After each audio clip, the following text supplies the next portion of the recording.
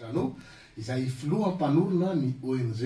LCDM nambara teo moa fa miady amin'ity drépanocytose ity sy Ramatoa Razafotombo lalaina Ramiansoa izay mpikarakara sehatra izy miraha vavy reo no vaintsika eto amin'ity maraina ity resaka ina mahakasika an'izay drépanocytose izay miarahaba ny vainaritsika aby arabanao Ramatoa Pascal Zanao. Miarahaba ny mpiain'ny RNM eto Madagasikara ary koa ny amin'ny tranokanany somary mandeha internet koa zany RNM ary faly mitafany maro indray resaka ny faingose. Zay ny fa nivaintsika amin'ity maraina ity vatana ny fandaratsika eto fanazavana aloha no atao eto fa matetika moa ny mahazatra ny mpiain'ny Radio Madagasikara rehefa mivatana dia misy fandraisana anjara amin'ny telefônina mbola tsy hanao an'izay aloha tsika androany fa hanazava fotsiny hoe inona le drépanocytose na ny faingosela Ramatoa Pascal Zanao fa ndao aloha fantaritsika hoe inona le ONG LCDM na lutte contre la drépanocytose de Madagascar vinany forona. Ny ONG LCDM dia niforona tamin'ny 12 mars 2005 ka zany efa telo amby folo taona lasa zay ary ny atomboan'le izy zany dia no zako manana zany marary ny drépanocytose ary efa ela no miaraka amin'ireo ONG ny ivelany any ampitan-dranomasina miady sy mikarakara ny ankizy sy ny fianakaviany marary ny drépanocytose. Zay zany no natombony ONG LCDM eto Madagasikara ary nanomboka ny foronan'ny ONG io dia niara-miasa amin'ny ministère fahasalamana mazava ho azy ny OMS sy ireo PTF izay miara-miasa amin'ny ministère fahasalamana dia manana ny politique nationale de lutte contre la drépanocytose tsika zao ety Madagasikara ao koa ny premier guide de prise en charge en drépanocytose izay niarahana tamin'ny DCI de Monaco ary androany zany tamin'ny 2008 no nisy ny colloque international voalohany iadina amin'ny drépanocytose izay karakarainay dia folo taona teo aoriana zao tonga ny fanaovana bilan ny drépanocytose eto Madagasikara. Mbola resantsika moa zay atrikasa zay fa fantaritsika misy kokoa aretina ve le drépanocytose sa toe-batana. Ny drépanocytose dia lazaintsika hoe toe-batana. Ny drépanocytose dia ny fisian'ny selamina simba izay natsotsika hoe faingosela zao amin'ny ao anatin'ny lalan-drà izay lovaina avy amin'ny ray sy reny ary manerana ny Madagasikara misy ny drépanocytose na dia hoe ao anatin'ny rà noho ny hoe misy selamina simba ao anatin'ny rà no ny faingosela dia tsy mifindra korony tsy mifindra mihitsy izy na dia hoe za manaranaka zao aza hoe manome raha olona anankiray tsy ho lasa drépanocytaire mihitsy ny olona iny fa zany hoe simba fotsiny zany le selamena ary dia potipotika any ary dia lasa ho azy zany. Inona no mety tonga le izy sakafo ve sa raha ny filazany manam-pahaizana? Raha ny filazany manam-pahaizana dia noho ny fivadian'ny selamena izany hoe mutation de l'hémoglobine noho ny malaria paludisme tamin'ny efa hoe roa arivo taona lasa tany aloha tany no nisy io mutation io dia zay firenena rehetrarehetra misy paludisme dia misy ny drépanocytose tandremo tsy voatery koa hoe androany anao zany voan'ny paludisme volany tazona dia sa hivadika se drépanocytaire non tsy izay mihitsy fa efa nisy zany io mutation io ka zay ny mahatonga anay matetika miara-miasa amin'ireo programme misy an'ny paludisme ny programme rehetrarehetra izay misahana fahasalamana satria ny drépanocytose noho ny complication rehetrarehetra izay misy amin'ny drépanocytose ary mety ahatongavan'ny crise drépanocytose tsy afaka miady rery zahay fa tsy maintsy miara-miasa amin'ireo organisme na ny institution rehetrarehetra onusienne mikarakara ny aretina indrindraindrindra ny amin'ny ankizy. Dia zay zany ny drépanocytose. Ahoana no alalako hoe voan'ny drépanocytose mbola tsy mankany amin'ny hôpitaly aloha misy endrika ivelany ve? Ary zay mihitsy zany raha ohatra ka marary misy ny endrika ivelany. Raha manaranaka zay ny tena idinay satria matetika ny olona miteny hoe manaranaka tsy mahafantatra izy hoe manaranaka. Indrisany efa hoe miteraka zaza marary vao mahafantatra hoe aika zany manaranaka ity vadiko tika nanaranaka dia zay nahatonga anay manana zaza marary. Dia mila manao fitiliana alohan'ny ivadiana, alohan'ny iterana. Misy antony ihany le ray aman-drenitsika taloha miteny hoe alohan'ny manambady avy aiza le olona, tsy hoe le fiaviany loatra fa tsara kokoa mahafantatra ny atao amin'ny teny baiko hoe amin'ny teny vahiny hoe statut. Io hoe inona avy tsy any amin'ny tsisy idirany Jésus tsisy idirany iny mihitsy fa any amin'ny gène, any amin'ny statut ny génétique anao no ahafantaranao hoe manaranaka ny drépanocytose anao sa tsy malagasy ihany, tsy momba ny fiaviana akorany fa ny drépanocytose dia maneran-tany ary aretina voalohany hita, aretina maneran-tany voalohany hita mihitsy ny drépanocytose fa saingy izy hoe atao ankilabao tsy tenenina dia efa tara loatra zany tsy voafantatra le izy. Tena ihany nareo. Raha filo hoe tena tsy misy endrika hafa ohatra hoe mety hatsahatsatra ny maso na mety mangidihidy rehefa misy zavatra hoanina, sa bebe kibo, sa bebe tongotra, tsy misy endrika ohatran'izay ve? Raha vao marazy zany le olona dia mavomavo ny masony. Zay ny endrika voalohany hitanao avy aty ivelany. Mavo ny masony satria vakivaky le selamena, dia iny selamena vaky iny indrindra amin'izao mangatsiaka izao ohatra manao crise be da be zareo, iny selamena vaky iny no misy atsona amin'ny teny scientifique hoe bilirubine zany mivoaka dia lasa mavo le mason'le olona. Atsatra izy aveo satria ny selamena iny no mivaky dia aveo dia miena ny tahan'ny selamena dia atsatra izy aveo dia aveo marary ny vanitaolana, marary daholo ny any amin'ny taova rehetrarehetra any dia iny matetika afangaron'olona aminao hoe ohatra ny voantazoana na angoroosy dia matetika mandeha any amin'ny hôpitaly izy ary matetika anderana aretina hafa. Ka zay ny ilaina hoe fiarahana miasa na amin'ireo mpiara-nombonantoka maro samihafa satria tsy voafehiny ary tsy hoe tsy tokony hoe ny ONG LCDM rery ihany akory no hikarakaran'ilay ankizy na hikarakaran'ilay olona ny nany amin'ny fampidirana raha ohatra maro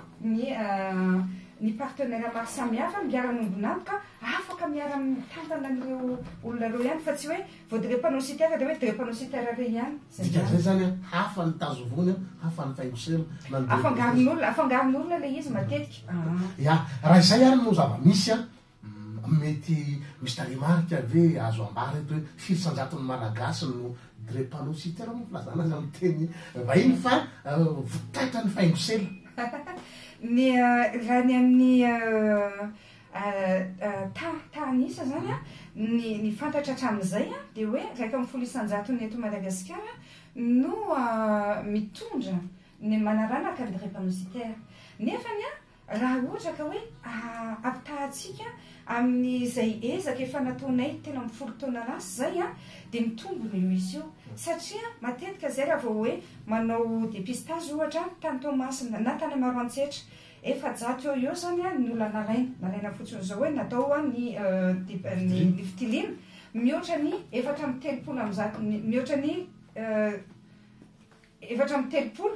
na 50 azy indraindray 50 isan-jato ny olona manaranaka fotsiny. Evero amin'izany raha ohatra ka hoe ataontsika ny dépistage systématique manerana ny nosy dia mety ohatra n'io tanisa io ny olona betsaka ihany zany. Amin'izao tsika manao fandesana ny mponina mbola fantatra moa hoe firy marina anisan'ny malagasy rehefa afaka fotoana fohy fa mety manahirana be ty fanontaniako ty fa tsy maninona faritra aizany tena betsaka tratran'izy io dia tsy hanambady any intsony zany ny olona sao dia manahirana na zany na tsy zany zava-misy io tsy maintsy ambara satria raha ny fantatra nitazomoka dia zaika ny toerana ambony toerana no tena misy azy ny drépanocytose na faingosela faritra azy eto Madagasikara no tena tratrany be indrindra. Le teninao tamin'ny farany teo le hoe tsy hanambady ana satria hoe sode za zao manaranaka dia tsy izy koa mila tsy mahamenatra koa le izy tsy mahamenatra mihitsy tsy mahamenatra mihitsy ny tena hoe manaranaka ary ohatra ka hoe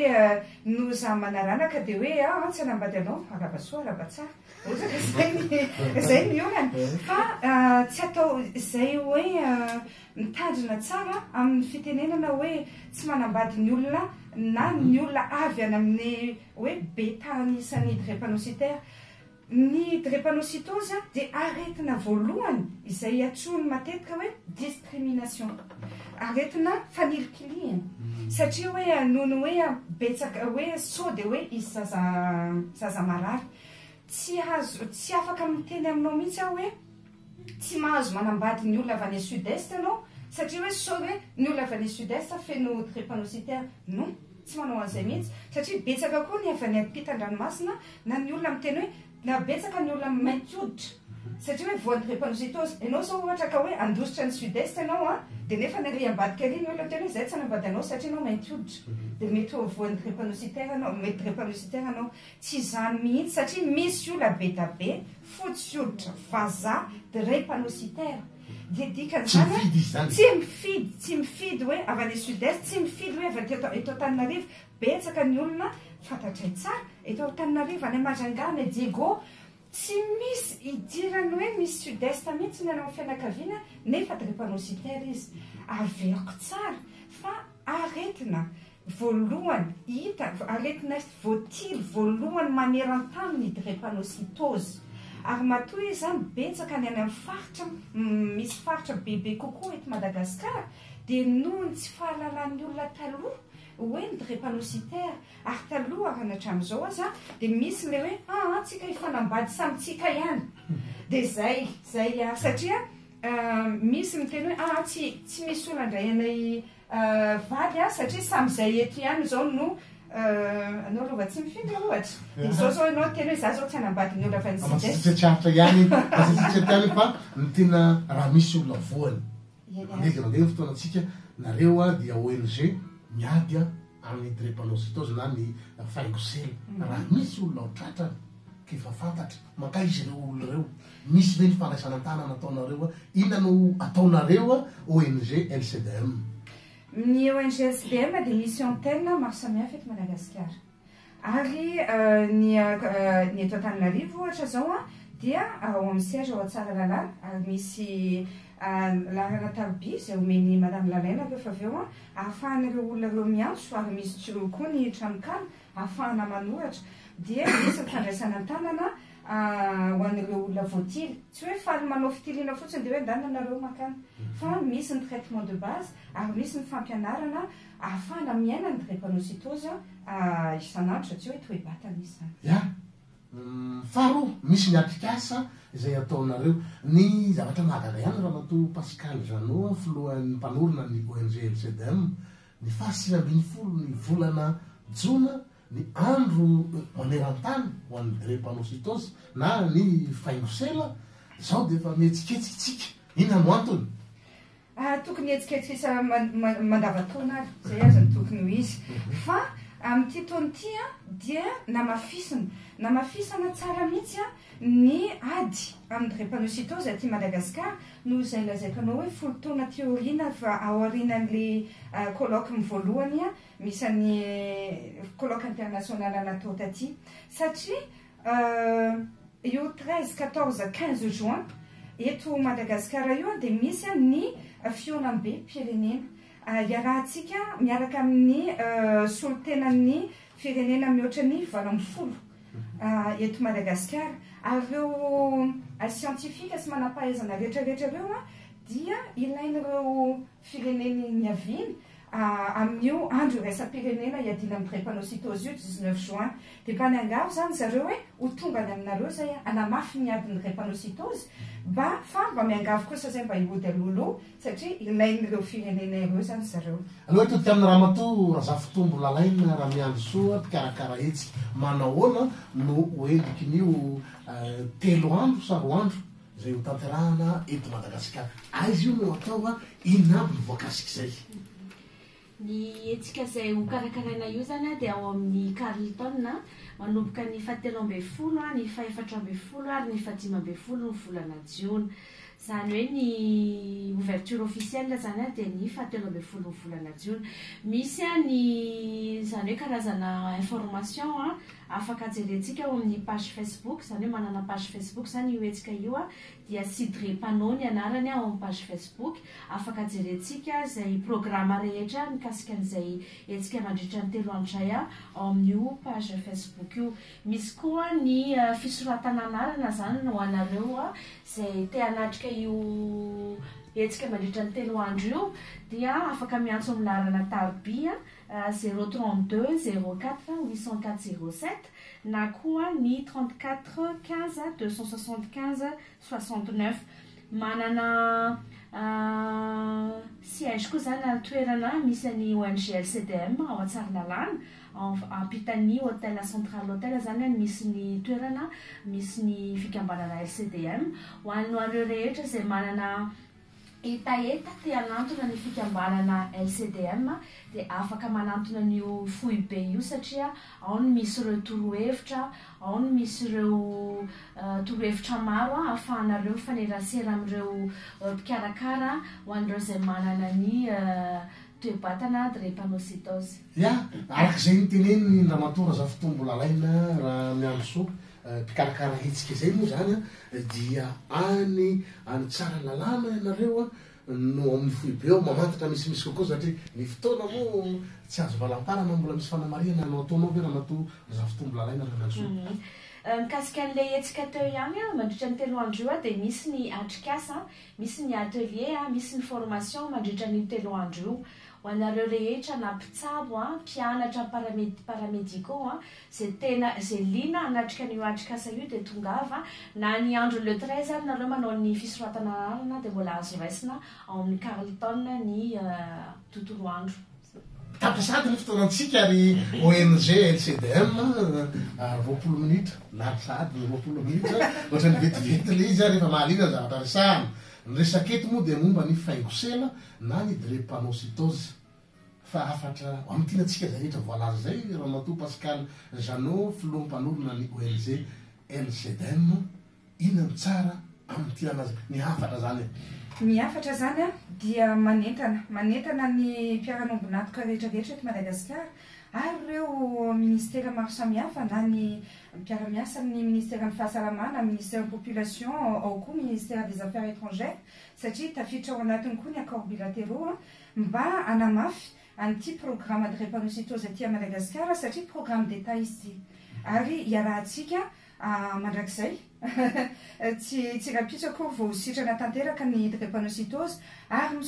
misaotra anareo partenaire rehetrarehetra izay nahafahana manatanteraka an'ity hetsika atao ho an'ny malagasy ity. Miara-dalana amin'izay ihany moa ny ministera ny serasera sy ny fifandraisana amin'ny fanjakana satria isan'ny lalana anankiray ampitana hafatra dia isorana ianareo avy eo amin'ny ONG LCDM eto Madagasikara na lutte contre la drépanocytose de Madagasikara faingosela manomboka zao tsika dia mampiasa an'ilay teny hoe faingosela rehefa miresaka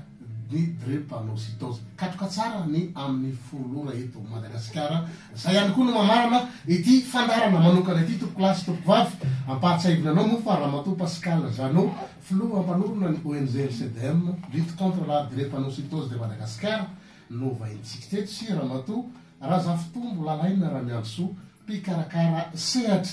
tovoroy no nanolotra ny fandarana dia ny namantsika fidelista raha manondrosoa no ny sahina ny lafiny teknika ho amin'ny fandarana manokana indray tompokilasy tompoko vavy veloma tompoko.